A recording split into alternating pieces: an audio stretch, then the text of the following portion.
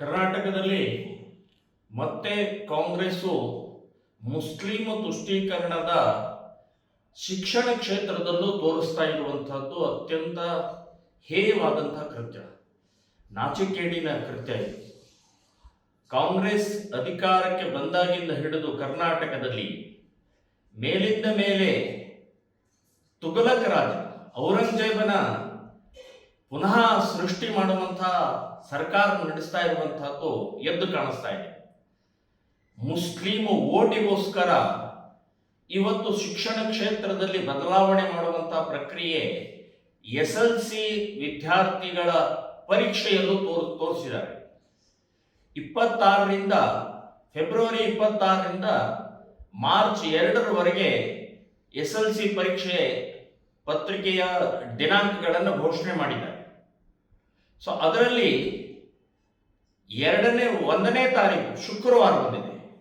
So 1ನೇ ತಾರೀಕು ಶುಕ್ರವಾರ ಮಾತ್ರ ಮಧ್ಯಾಹ್ನ 2 ಗಂಟೆಯಿಂದ ಪರೀಕ್ಷೆ ಪ್ರಾರಂಭ ಮಾಡ್ತಾರೆ. ಇನ್ನು ಉಳಿದ ಎಲ್ಲ ದಿನಗಳಲ್ಲೂ ಕೂಡ 1 ಗಂಟೆಯಿಂದ ಬೆಳಗ್ಗೆ 10:30ಯಿಂದ 1:30ವರೆಗೆ ಪರೀಕ್ಷೆ ಟೈಮನ್ನು ಘೋಷಣೆ ಮಾಡಿದ್ದಾರೆ. 1ನೇ ತಾರೀಕು ಶುಕ್ರವಾರ ದಿನ 2 ಗಂಟೆಗೆ ಮಾಡಿದ್ದಾರೆ. ಯಾಕೆ? ನಮಾಜ್ ಮಾಡೋಗೋಸ್ಕರ. ಸೊ ಅಂದ್ರೆ ಹೇಗೆ ಮುಸ್ಲಿಮರಿಗೆ ಅವರಿಗೋಸ್ಕರ ಹೇಗೆ ವ್ಯವಸ್ಥೆಯನ್ನು, ಇಡೀ ಶಿಕ್ಷಣ ವ್ಯವಸ್ಥೆಯನ್ನೇ ಪರಿವರ್ತನೆ ಮಾಡಿ ಲಕ್ಷಾಂತರ ವಿದ್ಯಾರ್ಥಿಗಳನ್ನ ಇವತ್ತು ನಮಾಜ್ ಮಾಡೋಗೋಸ್ಕರ ಸಮಯವನ್ನು ಬದಲಾವಣೆ ಮಾಡ್ತಾರೆ.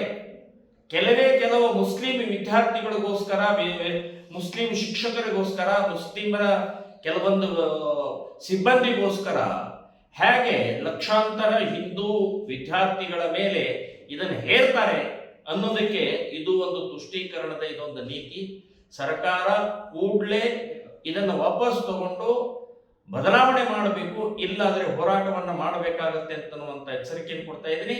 ಇದೇ ಮಾದರಿಯಲ್ಲಿ ಹಿಜಾಬ್ ಪರೀಕ್ಷೆ ಸಮಯದಲ್ಲಿ ಹಿಜಾಬಿಗೆ ಅಲೋ ಮಾಡಿದ್ರು. ಹಿಂದೂ ಹುಡುಗಿಯರ ಕಾಲುಂಗರ ತಾಳಿಯನ್ನು ಕೂಡ ತೆಗೆದಂಥ ನೀಚರು ನೀವು.